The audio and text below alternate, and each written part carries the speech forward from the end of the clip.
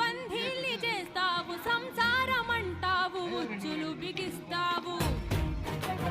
తలరాత రాస్తావు కర్మ ఫలం అంటావు నిత్య పోరాటాలు అవతల 8 ఉంటుంది అంతే ఇక శిఖరం కూడా చూడు కల్తీలు ఎదు చూడు మోసాలు బతుకు సమరంలోన ఎవరి స్వార్థము వారిదే మంచి అన్నది నేడు కూతు పదమైనదయ్యా ధర్మం అన్నది చూడు ఒంటరైపోయేనయ్యా పైనేమి చేస్తున్నవయ్యా దిగి వచ్చి రక్షించవయ్యా లేదంటే మా ఊపిరాపేయవయ్యా కన్నీటితో మేము శరణంటివయ్యా